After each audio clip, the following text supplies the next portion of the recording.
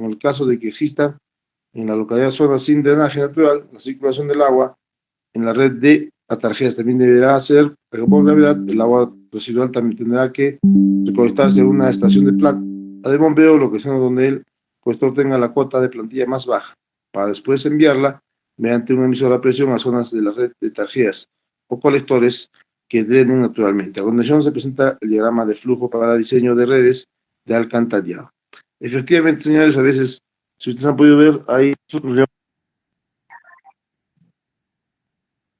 nos ayudan a evacuar el agua, ¿no? Hay un punto donde entra todo el agua, de las aguas hervidas, y luego mediante el caisson se hace el bombeo hacia la laguna de oxidación, ¿no? A eso se refiere. Bien, ahí tenemos nosotros inicio, determinación de los datos básicos, determinación del gasto de diseño, variables hidráulicos, obras accesorias, conexiones, diseño hidráulico, elaboración del proyecto ejecutivo, fin, ¿no? Esa es la forma de que se tiene que elaborar el expediente. Los planos topográficos, plano topográfico a escala 1 en 1000 o 1 en 2000, dependiendo del tamaño de la localidad. Con información producto de nivelación directa, el plano debe tener curvas de nivel, equidistantes en 1 metro y elevaciones de terreno en cruceros. Y puntos notables entre cruceros como puntos bajos, puntos altos, cambios de dirección o pendiente. ¿No? Ahí se tiene nuestro plano. Plano de pavimentos y banquetes. Se debe notar su tipo de estado y conservación, además con la ayuda de un estudio de mecánica de suelos, identificar si existe nivel freático a la profundidad que ubiquemos la tubería.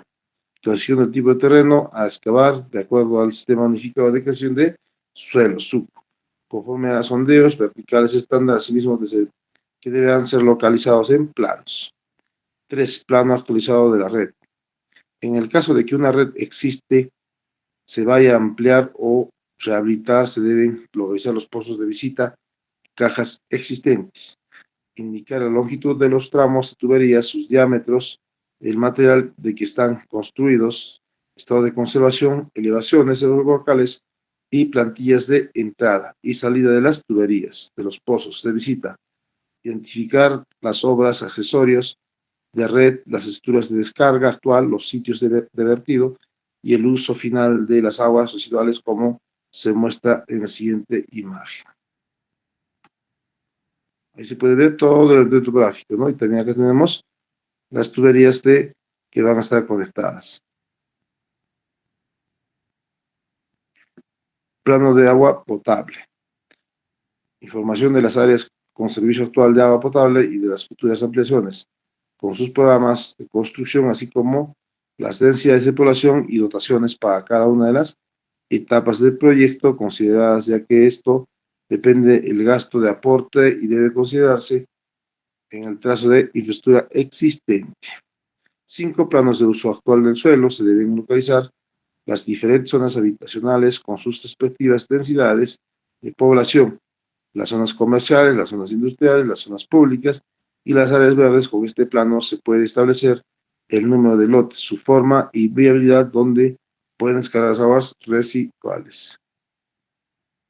Ahí está el plano, donde nosotros podemos ver cómo está conformado para poder hacer ¿no? el diseño y ver por dónde van a ir las tuberías, y también tenemos que ver el plano de agua para poder de repente no sobreponer estas instalaciones. Plano de uso futuro del suelo. Es necesario identificar los planes de desarrollo de la localidad. En el plano deberán localizarse las áreas que ocuparán en el futuro las diferentes zonas habitacionales, con sus nuevas densidades de población, las zonas comerciales, las zonas industriales, las zonas públicas y áreas verdes. 7. Planos de infraestructura adicional existente. Además de los planos de agua potable, se deberán considerar los planos de infraestructura pluvial, sanitario, agua tratada, de comunicaciones, telefonía, fibra óptica u otros, oleoductos, gasoductos, electricidad, etc. Lo anterior a fin de proyectar los pasos a cruces con la infraestructura existente. Entonces nosotros tenemos que siempre ver planos de infraestructura adicional, donde van a existir, ojo, que en una organización X existen telefonía, ¿no? Donde está la fibra óptica. También puede ser a futuro oleoductos gasoductos que van a ser colocados, ¿no? Por ejemplo, nosotros, ojalá que a futuro tengamos nosotros gas, ¿no? Directamente a domicilio. Y en otras partes, la electricidad también es subterránea. Casi en Juliaca no existe, así que no hay ningún tipo de inconveniente. Estudios de mecánica y suelos. Los proyectos de agua potable y alcantarillado tienen varios aspectos especiales que hacen complejo el estudio de geotecnia. En primer lugar, las estructuras que se construyen en los proyectos que nos ocupan tienen características muy variadas, desde estructuras esbeltas y altas como tanques elevados, estructuras de gran longitud como tuberías o bien estructuras de enorme tamaño, como obras de captación por almacenamiento. En segundo lugar, muchas de las estructuras se proyectan en las riberas de ríos, lagos o mares, y su interacción con el agua es constante y compleja. Además, se emplean materiales térreos como relleno de muros y tuberías enterradas, de manera tal que la selección de dichos materiales y su calidad de compactación inciden directamente en el comportamiento de estas estructuras. Las obras de captación y de tratamiento de aguas residuales suelen ubicarse en terrenos menos rentables para la municipalidad, los cuales pueden ser de baja calidad desde el punto de vista de la ingeniería de cimentaciones, tales como rellenos de escombros y depósitos de talud. Las difíciles condiciones del subsuelo plantean, plantean retos especiales para ingenieros proyectistas. Otro aspecto muy definitivo es el hecho de que, por ser obras de contención y conducción del agua, las estructuras deben evitar o minimizar fugas de líquido, puesto que estas se traducen en pérdidas económicas en obras de agua potable y contaminación acuíferos en proyectos de alcantarillado. Planeación del estudio. Un estudio de geotecnia para una obra determinada se lleva a cabo en tres etapas: estudio preliminar, estudio de detalle y estudio de sitio. En el estudio preliminar, que también se conoce como de factibilidad o de anteproyecto, se efectúa la recopilación de información existente, tanto del proyecto como del terreno, y se realiza un recorrido de sitio. La segunda etapa, en que se desarrolla la ingeniería de detalle, tiene por objeto definir los perfiles estratigráficos y los parámetros de suelos, concluyendo con las recomendaciones a proyectos de cimentación o mejoramiento de suelos, los procedimientos constructivos, así como los datos necesarios para el diseño estructural. La tercera y última fase del estudio se lleva a cabo durante la construcción. Dependiendo de la importancia de la obra, la magnitud del proyecto, los alcances de estos estudios varían. Estudios preliminares, aspectos generales. Esta etapa de estudio tiene como objetivo principal efectuar una investigación de factibilidad que proporciona la información básica del diseño, a partir de la cual se pueden estimar el costo y los planes de construcción. Suelen evaluarse varias alternativas en cuanto a la ubicación del proyecto y tipo de solución geotécnica y estructural. En esta etapa, por lo general, no se plantea la realización de exploraciones y pruebas, sino la identificación de los problemas geotécnicos potenciales, y que se lleva a cabo con base en la recopilación de información existente e investigación visual del sitio. La meta de este estudio preliminar es pues, poder seleccionar el sitio que más ventajas técnicas, económicas y de comportamiento a corto o mediano plazo presente. Si ustedes se dan cuenta, la mayoría en este tipo de casos son estudios de suelos. Muchos dirán, pero ingeniero, ¿para qué un estudio de suelos si vamos a extender la tubería? Su peso no va a afectar en nada. Sí puede ser, pero también tenemos que ver que vamos a tener nosotros de repente construir reservorios, vamos a tener que construir caissons, y ahí sí son los estudios de suelos importantes. El reconocimiento del sitio debe efectuarse después de la revisión de información, habiendo obtenido una síntesis geológica y topográfica básica. En el sitio se debe recopilar la siguiente información: los datos geológicos tales como litología, estructuras geológicas, formaciones superficiales y morfología. La descripción geotécnica de los suelos, como la composición, aspecto físico, color, homogeneidad o estratigrafía, así también la densidad relativa de los suelos glandulares. C. Situación del nivel freático, localización de acuíferos, localización de zonas de recarga y drenaje. Inestabilidad del terreno como indicio de deslizamiento, erosión interna, hundimiento y cavidad. caminos, vías de acceso, disponibilidad de agua, electricidad, sitios de posibles emplazamientos para realizar estudios de sondeos pozos y geotecnias. Cabe mencionar que el objetivo del estudio de la geotecnia no es solamente investigar la capacidad de carga y complejidad del terreno, en el área donde se desplanta la estructura, sino abarca una evaluación minuciosa y exhaustiva de todos los riesgos geológicos asociados con el proyecto y las condiciones de estabilidad global del terreno en cuestión. Por ejemplo, si se proyecta un tan elevado.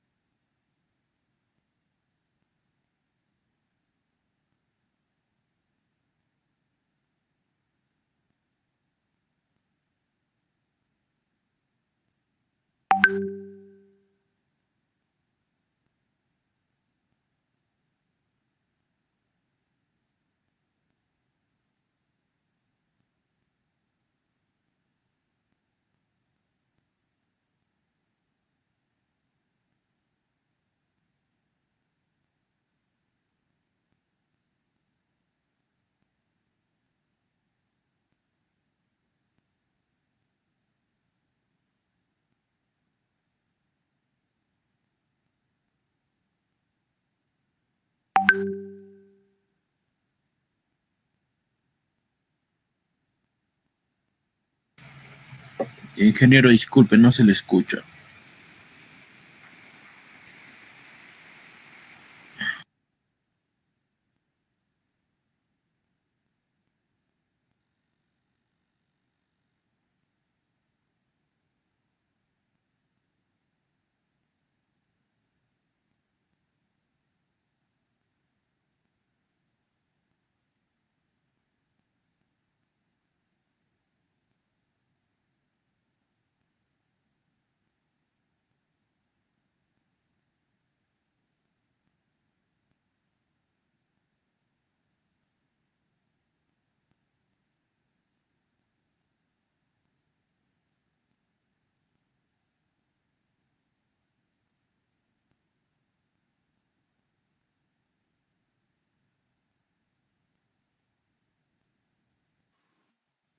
Disculpen, señores estudiantes, justo se entró una llamada, van a disculparme.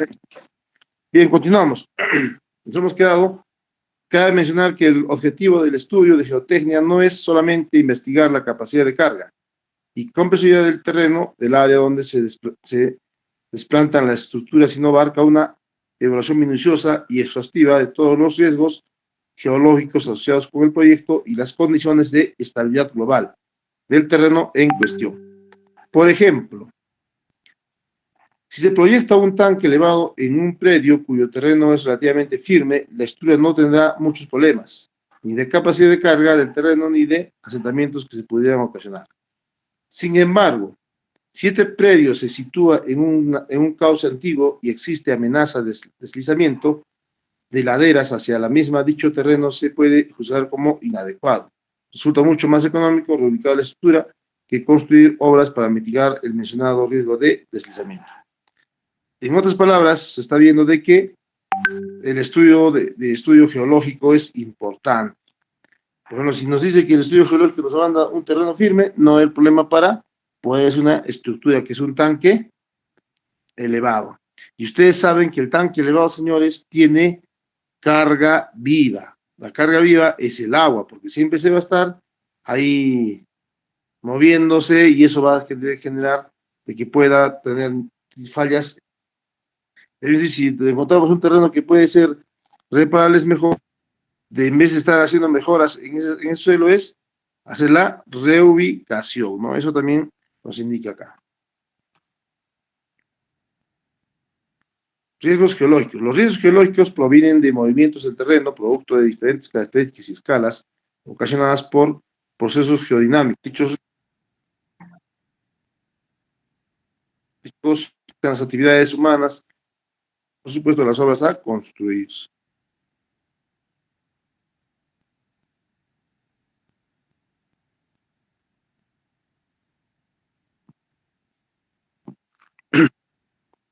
La solución de dichos riesgos son indispensables para minimizar pérdidas materiales y humanas. Resulta indispensable prever las magnitudes y efectos de estos riesgos para el diseño de obras seguras y económicas.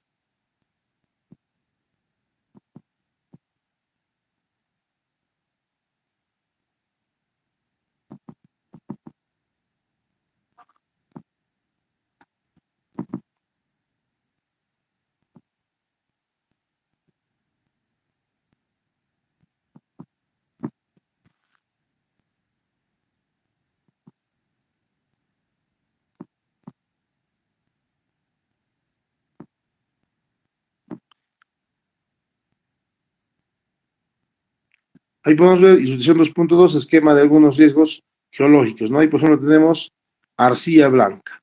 Dependiendo de que en la arcilla blanca va a tener que haber hundimientos, ¿no? Y hundimientos cuando empieza a mojarse, ¿no?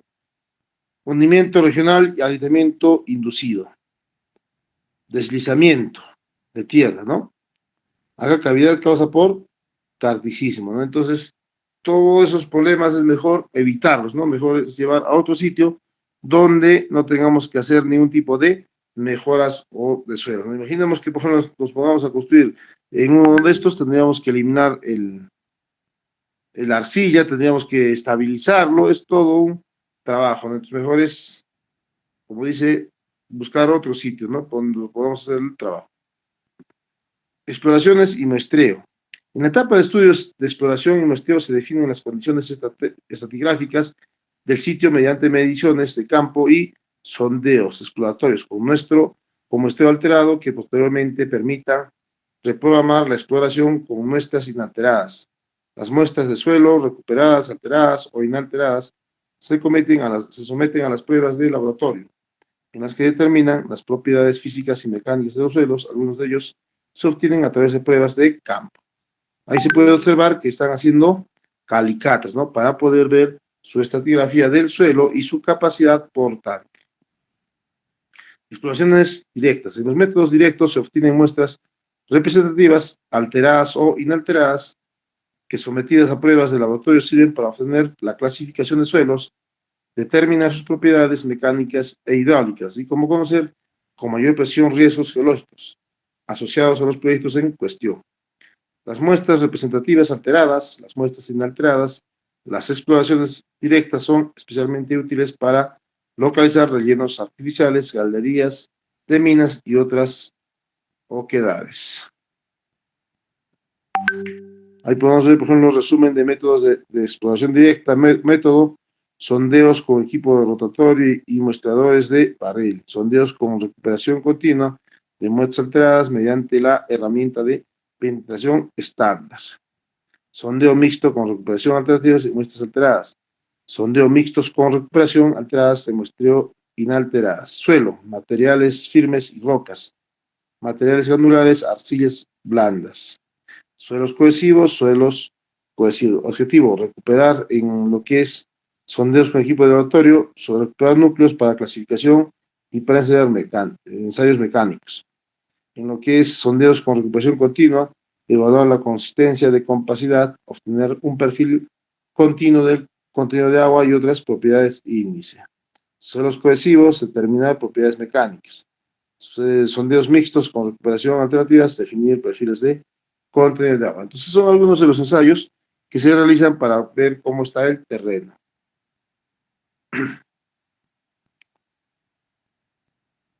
Pruebas de campo y laboratorio. Se realizan pruebas en el campo para estimar las propiedades físicas y mecánicas. Se dispone de varios tipos de pruebas de campo diseñados para diferentes fines. Se pueden realizar pruebas de permeabilidad del subsuelo para determinar la deformabilidad de macizos rocosos. En suelos se efectúan pruebas de presiómetro y de placa. La resistencia al corte se puede determinar mediante pruebas de penetración y de veleta en suelos de carga puntual. Las pruebas de penetración con cono y penetración estándar son las más usadas para reducir una serie de propiedades en los suelos. Las propiedades físicas básicas de todo tipo de suelos permiten clasificar los suelos de acuerdo con el SUB y abarcan contenido de agua, porosidad, densidad de sólidos, peso específico y grado de saturación, límite líquido, límite plástico, índice de plasticidad. Esas son las pruebas de campo que se van a utilizar para poder determinar el tipo de suelo que vamos a querer ejecutar. Preguntas, señores estudiantes, hasta este punto.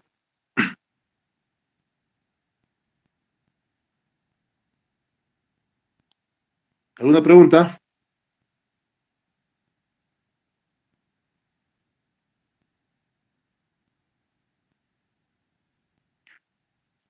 Bien, señores estudiantes, hasta acá va a venir vuestro segundo examen.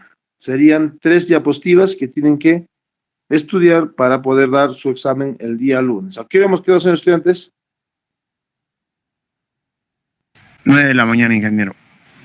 Listo, entonces estamos 9 de la mañana el día lunes.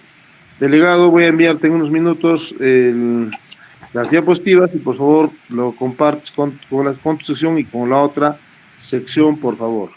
Ya, ingeniero. Listo, muy buenos días, señores estudiantes. Nos vemos el día lunes. Muy bien, ya, ingeniero, hasta el lunes. Ingeniero. Nos vemos.